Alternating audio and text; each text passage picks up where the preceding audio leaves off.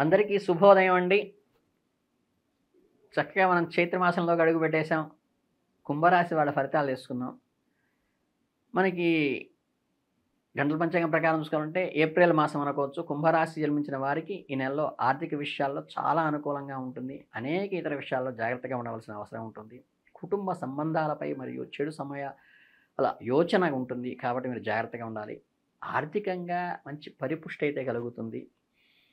తమ ఉద్యోగాలు మార్చుకునే ప్రయత్నంలో విజయం పొందే అవకాశాలున్నాయి. వ్యాపారాలు చేసేవారికి నెల అనుకూలంగా ఉంటుంది. మీ పనిలో గొప్ప పురోగతి పొందుతారు. మీ ప్రయత్నాల్లో మీ వంతు కృషి చేస్తే భగవంతుడు ఆయన వంతు కృషి సహాయాన్ని మీకు అందిస్తారు. విద్యార్థుల నెలలో కొంచెం ఒడిదుడుకులుగా ఉంటుంది. విద్యను ఆటంకం కలుగుతుంది అన్న భావన కలుగుతుంది, కానీ కొద్దిగా కాన్సన్ట్రేషన్ చేసి దైవానుగ్రహంతో ముందుకెళ్తే ఖచ్చితమైన ర్యాంకులు మీరు సాధిస్తారు. ఇక వైవాహిక సంబంధాలకు వస్తుంటే మీ జీవిత భాగస్వామి ఆరోగ్య సమస్యలతో బాధపడుతూ రావచ్చు. ఆవిడ ఆరోగ్యం దెబ్బతిన్నప్పుడు మీరు జాగ్రత్తగా కేర్ తీసుకొని ఆవిడకి సరైన మానసిక స్థైర్యాన్ని అండని కలిగించాల్సిన అవసరం ఉంది. ప్రేమ బంధాల్లో కూడా కుటుంబం జోక్యం ఉంటుంది. ప్రియమైన స్నేహితులు మీ కొత్త విషయాలు తెలుసుకోవచ్చు. మీ సంబంధాన్ని కాపాడుకోవడానికి ప్రయత్నించండి. కొంచెం ప్రయాణాలు కూడా ఎక్కువ పడతాయి.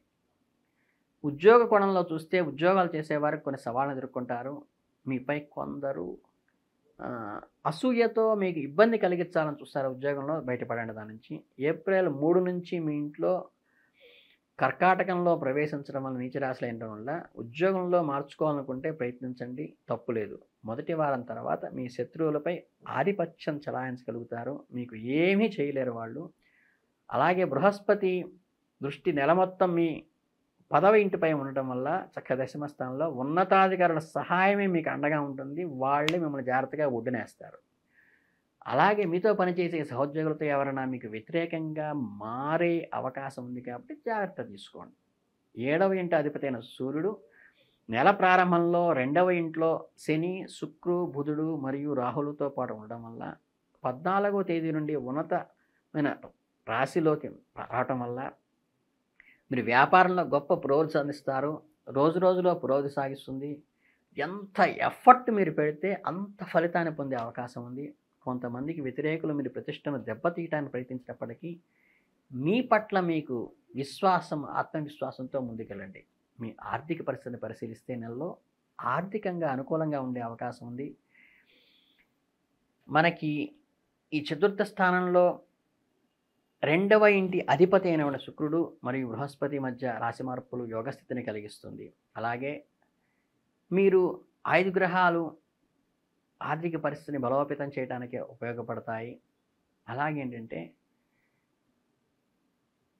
ఆర్థికంగా లాభాలు వచ్చే అవకాశం ఉన్నది, కాబట్టి ఆ వచ్చిన అవకాశాన్ని సద్వినియోగం చేసి ఉన్నతమైన పెట్టుబడులకు ఉపయోగించడం తప్పితే దాని వృధా ఖర్చులకు ఉపయోగించకండి. మీ కుటుంబ ఆర్థిక పరిస్థితి దీనివల్ల బలపడటానికి ఉపయోగించుకునేట్టుగా చేసుకోండి. ఏప్రిల్ 14 నుండి సూర్యుడు తన ఉన్నత రాశి నుండి మేషంలోకి 3వ ఇంట్లోకి ప్రవేశించడం వల్ల ప్రభుత్వ రంగంలో మీ లాభాల పరిస్థితి మరింత మెరుగుపడుతుంది. ఆర్థిక పరిస్థితి కూడా బలపడుతుంది. అలాగే మీ ఆర్థిక పరిస్థితి మెరుగుపడటానికి ప్రభుత్వం సపోర్టు, గవర్నమెంట్ సపోర్టు, పెద్దవాళ్ళ సపోర్టు మీకు వస్తుంది. ఏప్రిల్ 3 నుండి మీ కుజుడు 6వ ఇంట్లో ఉండి 12వ ఇంటిని చూస్తూ ఉండటం వల్ల ఖర్చులు కొంత తగ్గుతాయి.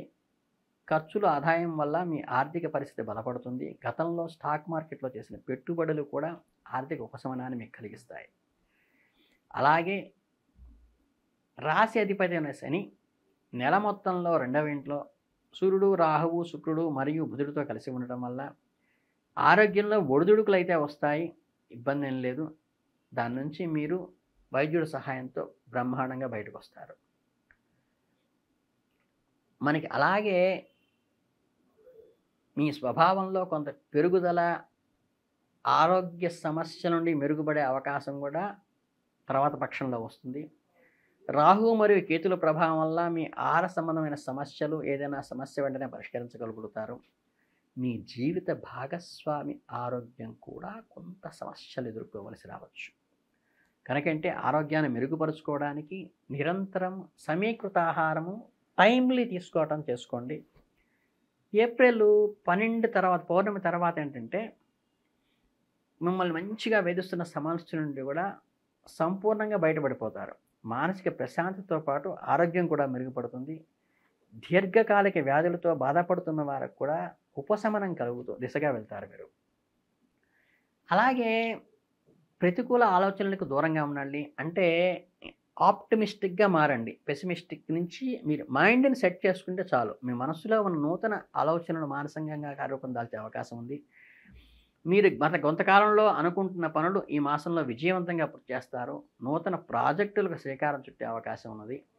అలాగే ఈ సృజనాత్మకత, ఇన్నోవేటివ్‌గా చేసేటువంటి మీ ఏదైతే యాక్టివిటీ ఉందో అది మంచి అప్రిషియేట్ అవుతుంది. అంటే అప్లాస్‌ని తీసుకొస్తుంది. దానివల్ల అప్రిషియేషన్ పొందుతారు.